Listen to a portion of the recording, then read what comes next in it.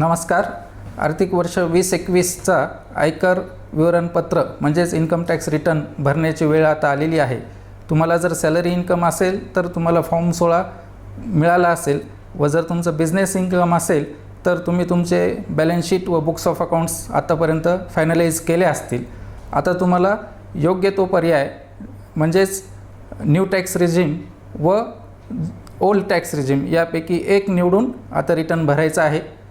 New tax regime जर तुम्हाला पर्याय निवडायचा असेल तर कुठल्या अटींची पूर्तता आपण करायला पाहिजे, सर्वांनी फॉर्म 10IE भरायला पाहिजे का, आपण एकदा हा पर्याय निवडल्यानंतर परत हा आपण पर्याय बदलू शकतो का नंतरच्या वर्षांसाठी, या सर्व प्रश्नांची उत्तरं मी तुम्हाला देणार आहे. त्यापूर्वी नवीन टॅक्स रिजिममध्ये कुठल्या दराने टॅक्स लागणार आहे, तसेच नवीन टॅक्स रिजिमप्रमाणे करपात्र उत्पन्न कॅल्क्युलेट करताना कुठल्या वजावटी आपल्याला मिळणार नाहीत व नवीन पर्याय चांगला का जुना पर्याय चांगला याबद्दल मी तुम्हाला थोडक्यात सांगणार आहे. सर्वप्रथम न्यू टॅक्स रिजिममध्ये कुठल्या दराने टॅक्स लागेल हे आपण पाहू. पहिल्या 2.5 लाखापर्यंत आपल्याला काही टॅक्स लागणार नाही आहे. 2.5 लाख ते 5 लाख 5%, 5 लाख ते 7.5 लाख 10%, 7.5 लाख ते 10 लाख 15%, 10 ते 12.5 20%, 12.5 ते 15 25% व 15 लाखाच्या पुढं 30%, असा 7 स्लॅबमध्ये आपल्याला या नवीन टॅक्स रिजिमप्रमाणे टॅक्स लागणार आहे. त्याशिवाय एज्युकेशन सेस 4% राहणार आहे, जो काही टॅक्स येईल त्याच्यावरती. व अगोदरच्या रिजिममध्ये जो सरचार्ज होता, जर तुमचं उत्पन्न 50 लाख किंवा 1 कोटीपेक्षा जर जास्त असेल तर तो सरचार्जही आपल्याला या रिजिममध्ये असणार आहे. त्याशिवाय सेक्शन 87A आपल्याला रिबेट मिळत होता, म्हणजे ज्यांचं उत्पन्न 5 लाखापर्यंत आहे त्यांना 12,500पर्यंतची टॅक्सची सूट मिळत होती, ती पण या रिजिममध्ये आपल्याला मिळणार आहे. आता आपण ओल्ड टॅक्स रिजिममध्ये काय दर होते ते पाहू. पहिल्या 2.5 लाखापर्यंत आपल्याला काही टॅक्स लागत नव्हता. 2.5 लाख ते 5 लाख 5% टॅक्स होता, 5 लाख ते 10 लाख 20% व 10 लाखाच्या पुढे 30% टॅक्स लागत होता. असे 4 स्लॅब होते जुन्या पर्यायामध्ये. व एज्युकेशन सेस 4%, सरचार्ज जो होता तो होताच आहेच, आणि त्याचप्रमाणे रिबेट सेक्शन 87A अंडर आपल्याला 12,500पर्यंत मिळत होता. फक्त या जुन्या पर्यायामध्ये पहिला जो स्लॅब आहे 2.5 लाखाचा तो सिनियर सिटीजन जर असेल 60 to 80 इयर्स या SSEsला तो 3 लाखाचा होता व जे सुपर सिनियर सिटीजन्स होते 80 वर्षाच्या पुढचे त्यांना 5 लाखात एक्झम्पशन लिमिट होती. आता आपण न्यू टॅक्स रिजिममध्ये टॅक्सेबल इन्कम कसं कॉम्प्यूट करायचं आहे ते पाहू.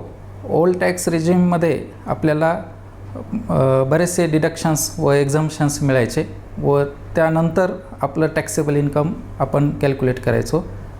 या नवीन टॅक्स रिजिममध्ये ही कुठलीही डिडक्शन्स व एक्झम्पशन्स आपल्याला मिळणार नाही आहेत. सेक्शन 10 अंडर जे एक्झम्पशन्स होते, leave travel allowance, house rent allowance, conveyance allowance, uniform allowance, travel allowance on transfer, special compensatory allowance, children education allowance, त्यानंतर MLA MPs यांना जे काही अलाउन्सेस मिळायचे ती अलाउन्स, ही सर्व जी काही एक्झम्पशन्स होती ही आता आपल्याला न्यू टॅक्स रिजिम अंडर मिळणार नाही आहेत. त्याशिवाय सेक्शन 16 अंडर सॅलरीमधनं जे आपल्याला स्टँडर्ड डिडक्शन मिळायचं, त्यानंतर प्रोफेशनल टॅक्सचे डिडक्शन मिळायचं, ही पण डिडक्शन आपल्याला आता या न्यू टॅक्स रिजिममध्ये मिळणार नाही आहे. याशिवाय सेक्शन 24B प्रमाणे सेल्फ ऑक्युपाईड प्रॉपर्टीवरती जे आपल्याला इंटरेस्टची वजावट मिळायची ती या पर्यायामध्ये मिळणार नाही. परंतु जर रेंटेड हाऊस प्रॉपर्टी असेल तर त्यावरील इंटरेस्टची वजावट मिळेल, पण जर ती वजावट मिळाल्यानंतर लॉस येणार असेल तर तो लॉस आपल्याला सेट ऑफ होणार नाही. त्याशिवाय चॅप्टर 6A अंडर आपल्याला बरेचसे डिडक्शन्स मिळायचे. सेक्शन 80C प्रमाणे deduction in respect of LIC, PPF, ELSS, त्यानंतर सेक्शन 80D प्रमाणे deduction in respect of health insurance premium, section 80E प्रमाणे interest on education loan, section 80G प्रमाणे डोनेशन्स, सेक्शन 80TTA प्रमाणे deduction in respect of interest on saving bank account, section 80TTB प्रमाणे deduction in respect of interest to senior citizens. ही deductions इथून पुढे आपल्याला मिळणार नाहीत. तर ह्या जे काही डिडक्शन्स व एक्झम्पशन्स होती ही आपल्याला मिळणार नाहीत. पण बरेचसे एक्झम्पशन्स या नवीन रिजिममध्ये सुद्धा मिळणार आहेत.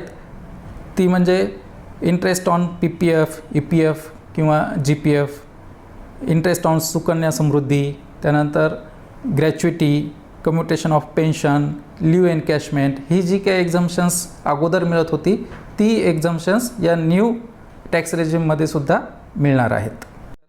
न्यू टॅक्स रेजिममध्ये कुठल्या दराने टॅक्स लागणार आहे व कुठल्या उत्पन्नावरती टॅक्स लागणार आहे हे आपण पाहिलं. आता आपण काही उदाहरण घेऊ. पहिलं उदाहरण आहे सॅलरी इन्कम असणाऱ्या इंडिव्हिज्युअलचं, ज्याचं वय 60 वर्षापेक्षा कमी आहे व ज्याला जास्तीत जास्त डिडक्शन्स मिळू शकतात. तर जर असं ICC असेल व त्याचं सॅलरी इन्कम हे समजा 12 लाखाचं आहे, आपण ओल्ड टॅक्स रेटप्रमाणे पहिल्यांदा त्याचा टॅक्स कॉम्प्यूट करूयात. तर 12 लाखाच्या त्याच्या सॅलरी इन्कममध्ये त्याला HRAचं डिडक्शन आहे 60,000चं, त्यानंतर conveyance allowance 9,600, professional tax 2,500, standard deduction 50,000. ही वजावट मिळाल्यानंतर त्याचं इन्कम फ्रॉम सॅलरी होईल 10,77,900. त्यानंतर त्यांनी हाऊसिंग लोन घेतलेलं आहे व त्यावरती त्याला इंटरेस्टचं पण डिडक्शन मिळणार आहे व सेल्फ ऑक्युपाईड प्रॉपर्टीचं जे त्याचं इंटरेस्ट आहे ते 2 लाखाचं आहे, ती पण वजावट त्याला इथे मिळणार आहे. त्यानंतर इन्कम फ्रॉम अदर सोर्स आहे, इंटरेस्ट ऑन सेव्हिंग त्याचं 12,500 आहे, FDR इंटरेस्ट त्याचं 20,000चं आहे.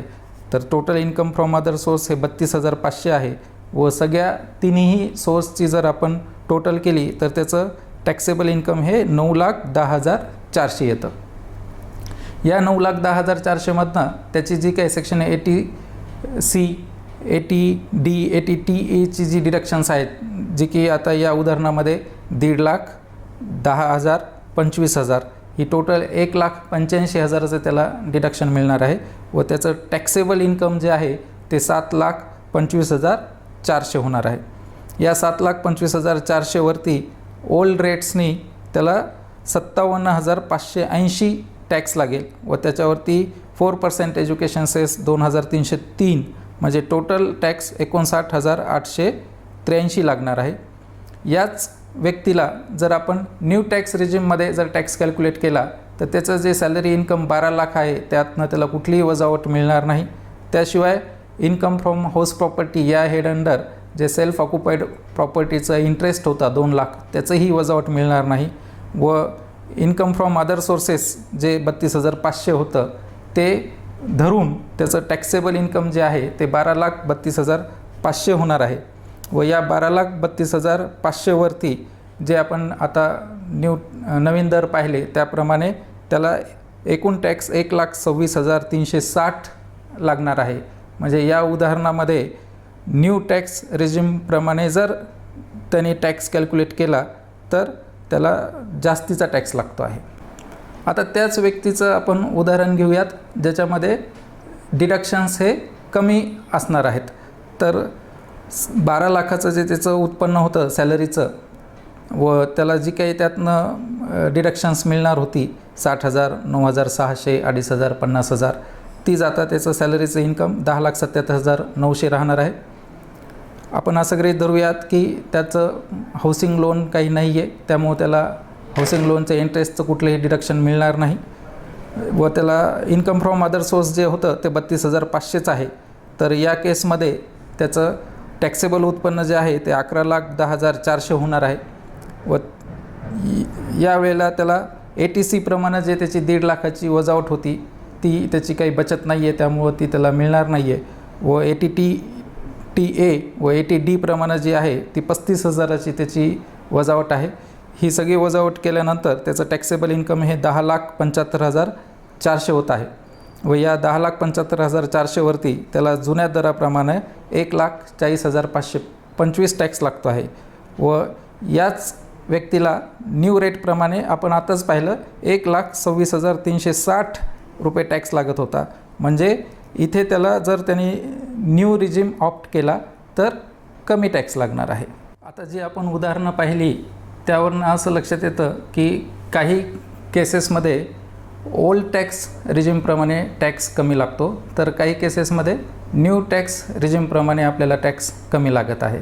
तर आपण कुठला पर्याय निवडावा हा जो प्रश्न आहे त्याचं उत्तर आपल्याला एक सांगता येणार नाही की सगळ्यांनी नवीनच पर्याय निवडावा किंवा जुनाच पर्याय निवडावा. आपल्याला प्रत्येक वेळेला टॅक्स कॅल्क्युलेट करून पाहावं लागेल व ज्या पर्यायाने आपला टॅक्स कमी येतो आहे तो पर्याय आपल्याला निवडावा लागेल. जर आपण नवीन टॅक्स पद्धत निवडणार असलो तर त्यासाठी कुठल्या अटी व शर्ती लागू होतात हे आता आपण विस्ताराने पाहू. सॅलरी इन्कम असणाऱ्यांसाठी हा पर्याय निवडण्यासाठी कुठल्याही प्रकारचा फॉर्म भरण्याची आवश्यकता नाही. त्यांना त्यांचा जो इन्कम टॅक्सचा रिटर्न असणार आहे ITR 1 किंवा ITR 2 त्यामध्येच त्यांना हा पर्याय निवडायचा आहे. परंतु त्यासाठी त्यांना त्यांचा इन्कम टॅक्स रिटर्न जो आहे तो सेक्शन 139(1) अंडर जी ड्यू डेट आहे त्या आतच त्यांना रिटर्न भरावं लागेल. फायनान्शियल इयर 2021साठी ही जी ड्यू डेट 31 जुलैची आहे ती एक्सटेंड करून 30 सप्टेंबर 2021 करण्यात आलेली आहे. म्हणजे तुम्हाला 30 सप्टेंबर 2021 पूर्वी तुमचा रिटर्न भरून त्या रिटर्नमध्येच तुम्हाला हा पर्याय निवडायचा आहे. तसेच तुम्हाला दरवर्षी हा पर्याय बदलण्याचा ऑप्शन आहे. तुम्ही पहिल्या वर्षी न्यू टॅक्स रिजिमप्रमाणे रिटर्न भरू शकता, पुढच्या वर्षी परत ओल्ड टॅक्स रिजिमप्रमाणे रिटर्न भरू शकता. हे कुठलेही बंधन सॅलरी इन्कम असणाऱ्यांना नाही आहे.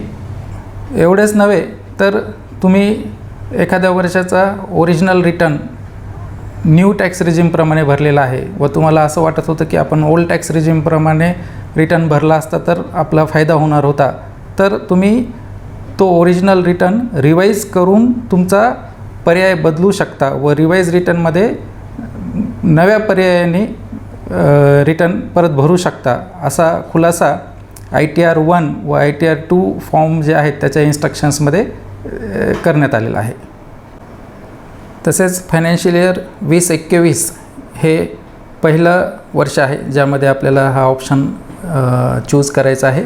तर असंही होऊ शकतं की तुम्ही तुमच्या एम्प्लॉयरला तुम्ही कुठला पर्याय निवडणार आहेत हे कळवलेलं नव्हतं, त्यामुळे त्यांनी तुमचा ओल्ड टॅक्स रिजिमप्रमाणे टॅक्स डिडक्ट केलेला आहे व तुम्हाला त्याप्रमाणे फॉर्म 16 दिलेला आहे.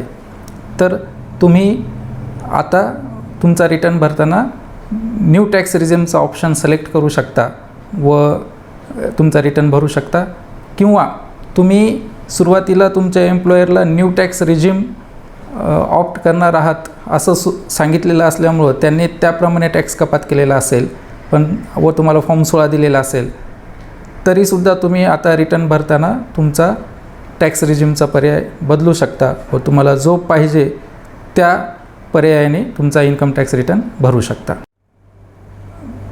मित्रांनो, वरील सर्व गोष्टींचा विचार करून योग्य तो पर्याय निवडा व तुमचा FY 2021चा रिटर्न भरा. यामध्ये जर तुम्हाला काही शंका असतील तर त्या तुम्ही मला कमेंटमध्ये टाकून विचारू शकता व वेळोवेळी इन्कम टॅक्सबद्दल अपडेट राहण्यासाठी माझ्या या चॅनलला सबस्क्राईब करा. धन्यवाद.